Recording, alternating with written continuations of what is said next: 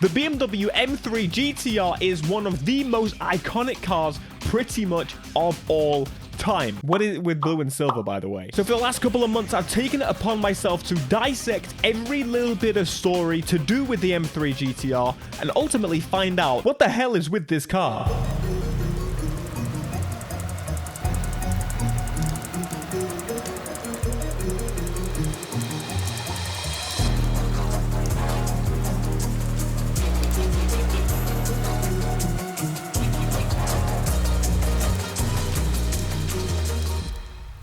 Sit down and listen. Listen real good. The year is 2005 and an unknown racer appears on the scene. Just like every other idiotic racer that shows up in this town, they decide to race the Blacklist. Starting with Blacklist racer Razor, who is the bottom of the list at this point. I don't quite know how the player didn't see some dirty business going down. How's your car running? Razor destroys the car, sabotages the race because everybody knows. You gotta put your ride on the line to run against a Blacklist racer, and that is why people aren't stupid enough to do it. This unknown racer races through the Blacklist, helping the police department along the way, not even knowing that they were doing so. Fueled by a hope that they can get that M3 GTR back from Razor until finally it was time. Just keep running like you have, and this race is yours. Look who came crawling back. A race with Razor. Easy. It was pretty clear from the get-go that this guy knew how to drive, claiming the M3 GTR. And of course, the force being present to try and take down this whole Blacklist was the whole point. Turns out he was too much of a nice guy. He got away. You mean to tell me the most wanted street racer happened to get away? What about the Blacklist? Forget the Blacklist. They're through. I want every single unit after the guy. Everyone? Everyone! The racer gets away with the M3 GTR and heads for the Carbon Canyons. Street racers have been flocking from all over to race on these canyons. These canyons are proving grounds, and clearly our M3 GTR driver didn't have what it took.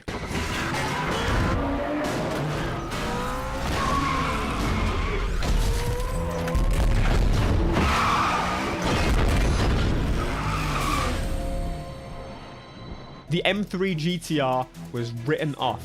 It was destroyed. It was pummeled, just like it should have been in Rockport. Hey, chill. We got an issue already. This is a big problem that kind of recurs often in this bloody series. But essentially, as you can see, M3 technically equals Supra. That's right, every single time you see the Supra throughout Need for Speed Carbon in those flashback cutscenes that they so gracefully added to the game and added so much lore and depth, they are wrong! They are wrong because basically the M3 GTR was supposed to be in place of the Supra. Meaning, yes, we're skipping a lot of explanation here, but the M3 GTR originally belonged to Darius, at least as far as we know. But to avoid insanity that could cause, I'm gonna set some ground rules, and that's the idea right here. Rule number 1, what is published is published. Is. If we do not follow this rule, basically we're gonna go absolutely insane because this series knows no bounds. Do you know what the issue is? Licensing. Car manufacturers, always. And that brings us on to rule number 2. This is equally as important because we could jump around so many times. However, I thought, no. We've come to the conclusion that because of the car's dates, you know, for example, you can't have their Unbound car list come before the Underground car list because that wouldn't make sense. So every game that is published is in order. Okay, so back to it then. So the quick version. Racer arrives Rockport. Racer bites off more than he can chew. Racer loses M3. Razor loses M3. He leaves with the M3. He arrives with the M3. He writes off the M3. Is this guy an idiot? So the M3 has clearly been written off. It is done. It is toast. There's not real coming back for that. What survived? The question is, who the hell has the M3 GTR at this point? Who takes it after it's been written off by my friend Cross? Potential perp number 1 is that our lady friend, our love interest that is throughout the game, it's pretty safe to assume based on what I just said that no, they have a deep, loving connection to the player. Maybe it's a little bit out of place, but we don't talk about the writing of Carbon and then not complain about the other later games. So, love interest? Probably not. Could it have been Darius himself? Darius had motive if you ignore the obvious issue where the M3 was originally Darius's, but we're not bleeding that in, it's not published. He could have had motive, but the man is clearly a man of wealth and has so much money that ultimately, I don't think he really cares. The R rate, mate, does not complete, not even close. M3 in the bin, R8. Could it have been the player? Is another part of the crossroads we find ourselves at, but ultimately, it's not part of the story. Doesn't really make sense. Oh, here's some more fun for you to throw it in. Roll it. Take us right to my place. Show's over. Thanks. Yeah, you saw that, right? Okay, 2 sets of keys at the end of the game? 2 sets of keys? Does that make any sense? Unfortunately, it does. Handcuffs. It almost had us as well. No, most likely, and according to our own database, I can and search that for you. No, it's pretty clear to me that we took it. That's right, it was impounded, brought into the system. The car was confiscated either by Cross or other officers of the law, or it was left on the mountain. Speak more about that a little bit later. But basically, it came into the system. And that's essentially where we last kind of saw it for a while. But then it wasn't. So when do we hear about this damn thing next? This damn thing. Oh yeah. Pro Street. Go and take a listen to this. All right, attention down there in the car show area. Everybody listen up. Important announcement. I've got a car, a little blue car now. I can't tell what it is. License plate NFS CARBN. The little blue car, you'll know it's you because it's got the crazy NFS CARBN license plate. You're parked right in front of the Super Promotions tent. Good deal. No, you gotta move it. If you don't move it, somebody's gonna move it for you. Get down there right away, please. Thanks. So this suggests that the M3 was present. Or it could have been the Supra. No, the M3 was present at Pro Street, at the event. It was there for what reason? How does that make any sense? The car was written off. But a little fun fact for you, the M3 was buildable for most part, 90% you could get there in Need for Speed Pro Street. So there's a chance that this was a fan build, a replica of sorts. According to our research, it would appear that either Darius or maybe one of his henchmen could have possibly created that M3. It'll make maybe a little bit more sense later. Or again, if you look at someone built a replica. I kind of think Darius / henchman. And then we got a whole bunch of M3s showing up out of nowhere. This thing has created a rupture. Need for Speed Undercover. Once again, this is buildable in the game, but this is actually driven by an AI in this red color by a racer known as Stevie B, which is very, very Darius looking. Need for Speed Most Wanted 2012 looked a bit better actually. Big problem.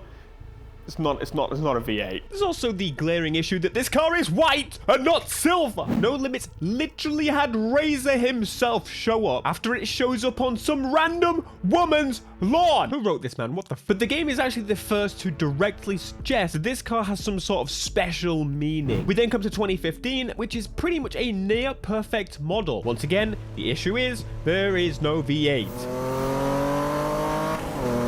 Need for Speed Payback, it returns again with an inline 6. It better be the right color. You want to go? It's the police town. Oh! Okay, I'm gonna ask you to stop right there. This is my operation. I'm telling the story. I'm sorry to ruin your brains, but we're gonna flash back a second because I think every single version of the M3 that we just saw, Pro Street onwards, sorry to say, those are replicas. From issues of the body being wrong, interior being wrong, from issues to the engine being a 6-cylinder from a base M3. Not good enough. It ain't no V8. I've come to the conclusion that there was one that continues to try and get closer and closer and closer to being the actual M3 over time, and it does actually get to that point. Some of you may ask about when the M3 was at its best. Once again, to glory, proper sound, proper engine. That was Need for Speed Heat. There's actually 2 occasions we see an M3, and this is a splitting point. The player-obtained BMW M3 GTR, the one that you actually get at the end of the game, this is not real. This is not the real BMW M3 GTR that we know and love from Most Wanted and Carbon. How do I come to that conclusion? Listen to this thing! Where?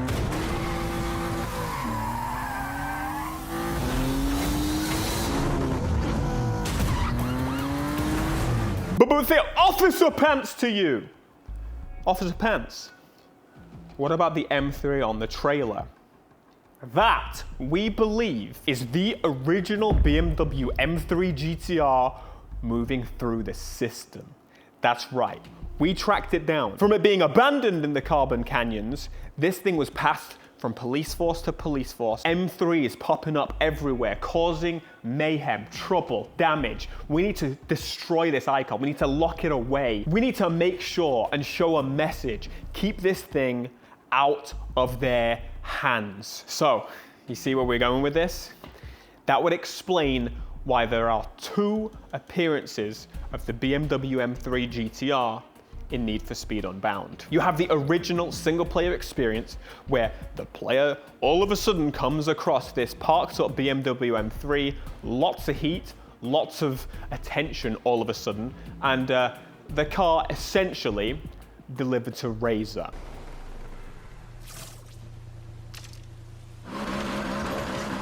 Okay, got the M3. Now time to shake off the cops.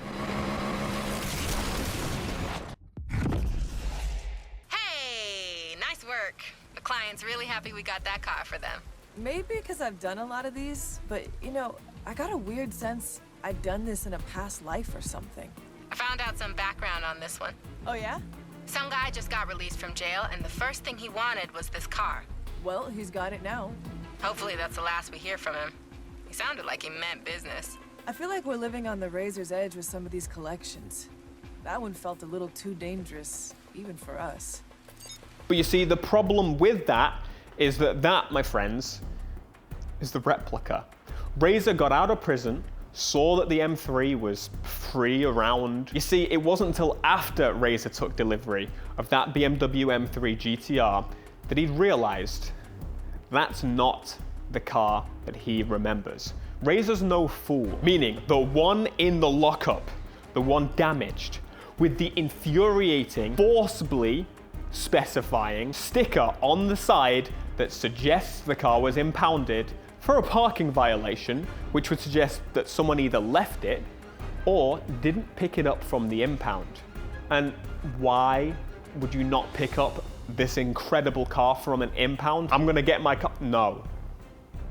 That thing was not street legal. If anyone admitted to that being their car, our police force would have shut them down straight away. This is a nice car. Gauges, shifter, wheel. Is this all for show, or is there something more I should know about? I'd like to take a little peek under the hood. Good idea. Let me tell you what's about to happen.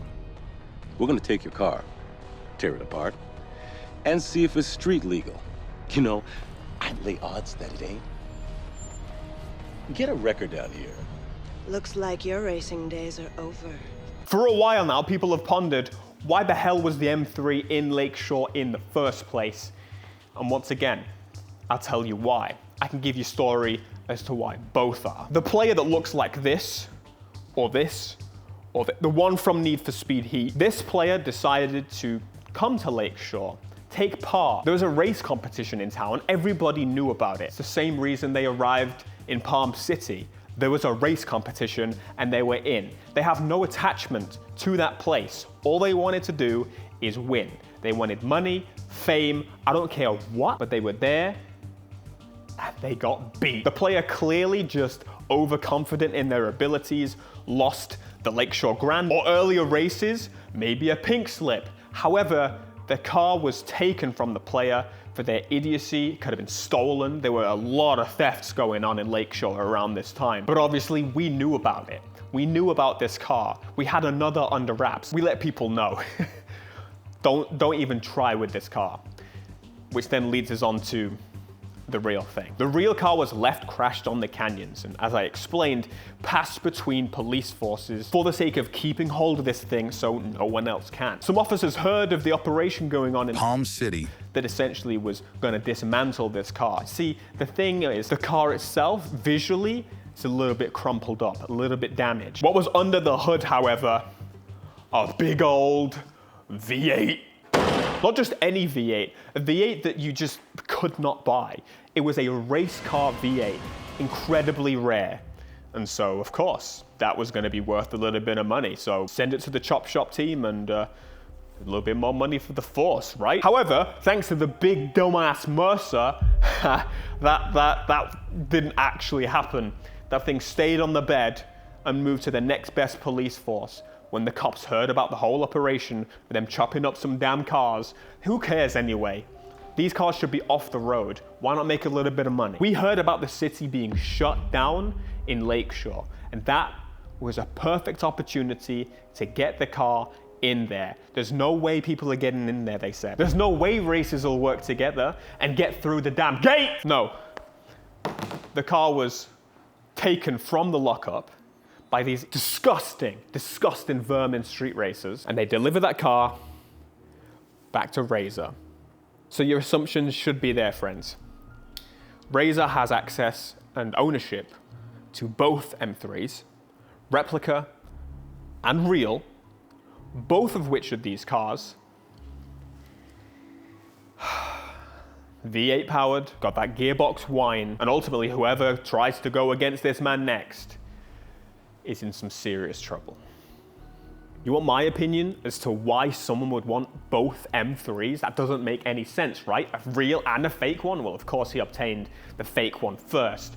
But there's a little story that you should know about. You should go and watch, by the way. It's quite short and quite good. Each M3 is a headband. Number 1 headband, God himself. Number 2 headband is the only person that can... That's right! It's Afro Samurai. The M3 GTR is the number 1 and number 2 headband. There are 2 M3s. You are so welcome. We're gonna shut this operation down. All we gotta do now is get our hands back on that car. Or both of them. We need to stop these racers, no matter what.